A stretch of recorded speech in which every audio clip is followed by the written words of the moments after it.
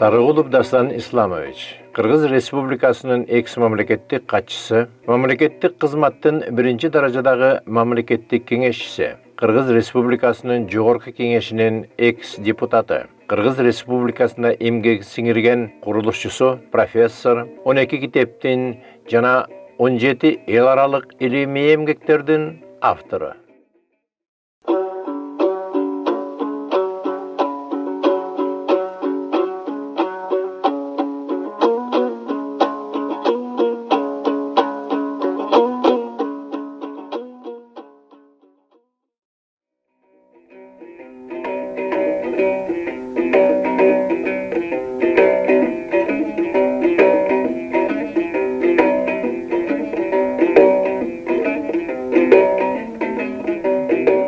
Janagı Kırgızdın, ben anı giyin bir şartı olsa aytam. Men bir ilimi dakılatты okup kaldım. Dimitriyev degen orus 2000 жылы доклад жасаптыр. Традиции подготовки воина у тюрко-персидских народов деп. Аны ошондо жазат. Ошентип машыктырган, атайын адистештирилген баатырларга Кыргыз деген ат койчу экен. Жанагы Голубой берет, же болбосо жанагы эмне особый bir спецназ деп атпайбы? Ошондой Кыргыз ошондой берет дегендер Америкада эмеде. Ошондой Кыргыз деген атка жеткен баатыр салык төлөчү эмес экен. Көрдүңүзбү? Дагы бир топ жеңилдиктери болгон экен. Эмне үчүн Кыргыз?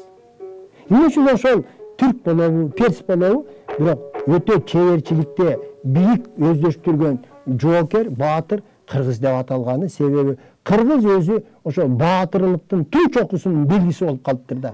Бул элдерге. Ага эми мынакей бизге бөлүнгөн убакыттагы чегине жетип келатат.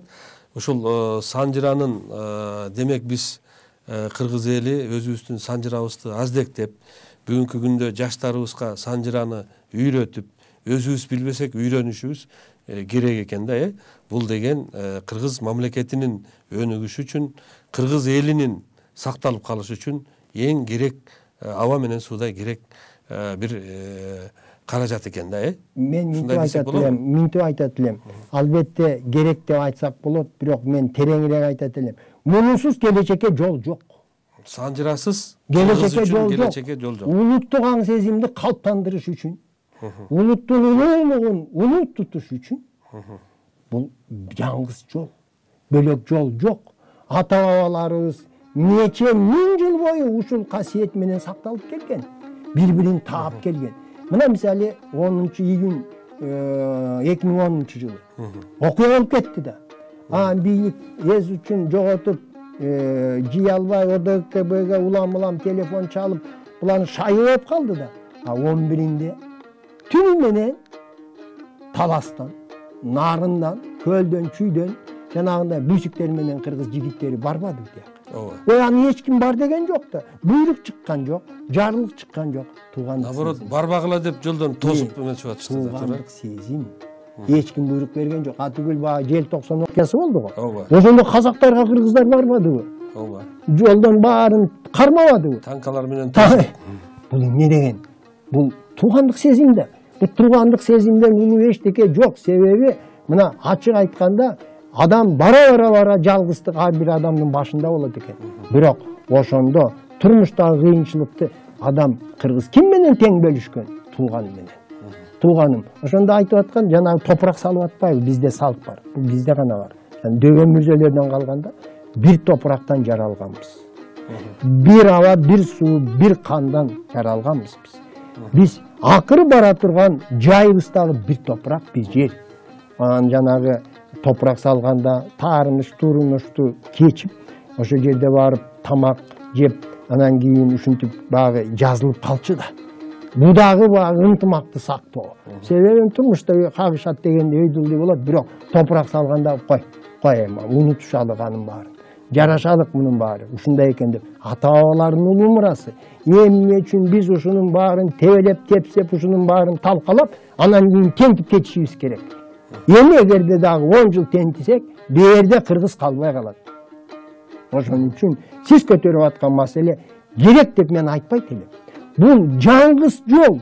Мындан башка кыргыз элинин башы биригип, өзүнүн жаратуучу кудурети өркүндөп, өсүп, мамлекетти алдыга сүйрөп кете турган жол жок, күч жок. Ошого мен ийгилик каалайм силердин мынагу сыналгы каналыңарга. Силер ушул улуу мурасты туура көтөрүп атасыңар. Эл бара-бара ушуну баалайт.